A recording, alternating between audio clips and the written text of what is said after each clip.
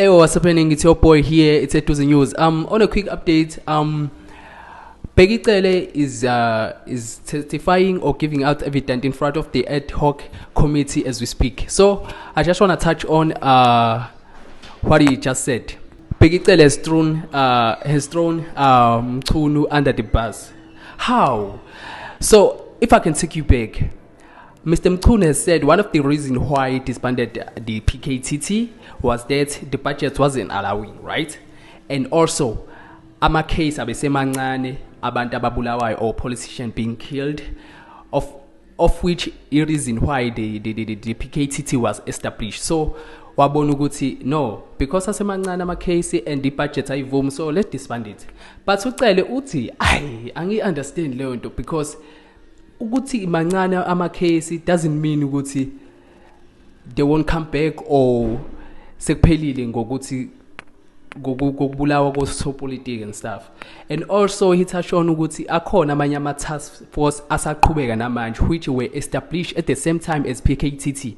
So I can understand ukuthi kanjani, because there's a task force that's based in Cape Town and mhlabe yalingana that are spending way more than PKT we spend. He even made an example of a task force that spent 800 per night in a hotel for an officer.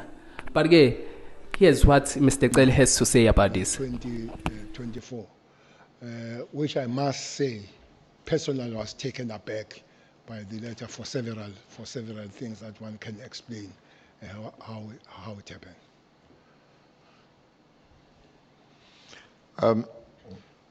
Did these allegations made by General Mkhwanazi during the press briefing, did it surprise you? Did it take you aback? Were you, what was your reaction?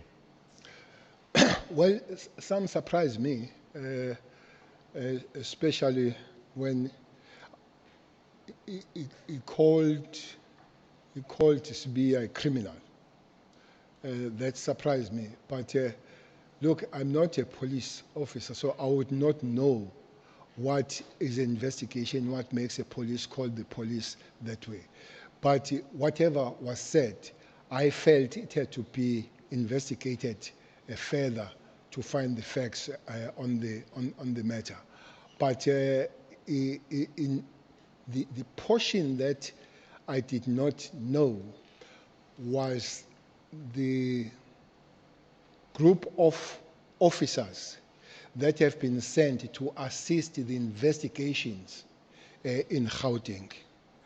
I did not know that, which is not a problem, because as a minister, there are operations that you know, there are operations that you don't know. There are quite operations that are covert, that very few would know, that is accepted and known to the police. And there are those that they can be initiated by the minister because the communities have raised that issue. But the minister cannot go establish or disestablish. So you still have to go through the National Commissioner for establishment and disestablishment. So there are few of those that I will remember. By the way, this one is part of it, though on a larger scale, because it was announced by the president, calling the interministerial. But there are some of them. For instance, if you go to Manguzi, there is a lot of problem between Mozambique and South African border. It's called Operation Vala. That is ministerial, but established by the National Commissioner. One big operation, quite big, is what is going on in the Western Cape. Initially, it was called Operation Thunder. That started almost on the same time with the PKT. Operation Thunder was changed later to be Operation Lockdown, and that still continues. It's one of the biggest. I don't have figures of finances, but I can assure you that is not cheap, because while I was still there, in 25 months, we paid 116 million for that operation. And it has not been scaled down ever since up to this point, though it has changed the name. It's still continuing here in Western Cape as Operation Lockdown. So it's an operation where almost every second month, police from different provinces are invited to come in Western Cape, and all those police SC, they live in the hotels, 200 of them, and there was a negotiated price for them to be, which was 800 rands a night for a single police in the hotels. So you would imagine that that is expensive for 200 people to sleep 800 rand a night in the hotel from 2018 up to this point, because it's still continuing. So it's not true that is only PKT that has been operating and paying money for. There are other operations that have happened. This Operation Thunder is one big of them. One most expensive that is still continuing is Operation Vala. That one deals with the illegal mining.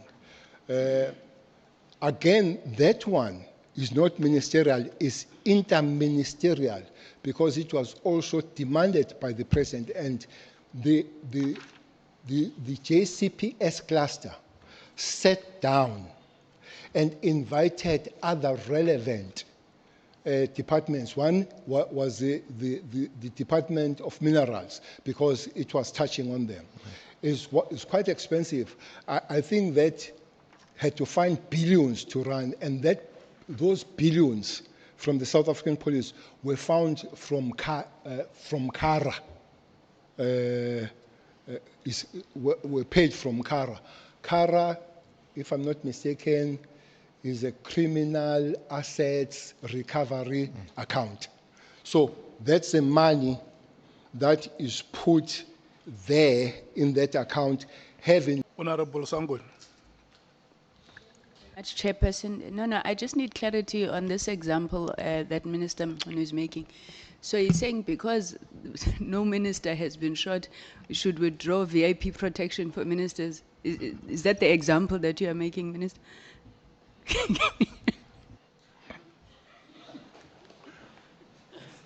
No, Chairperson, I hope it's not sour grapes. I want to make this disclaimer. I'm saying, if the measurement is that we withdraw the focus in dealing with this violence because only one person has died, we can also withdraw where there is nobody that has died. There is no minister that has been killed.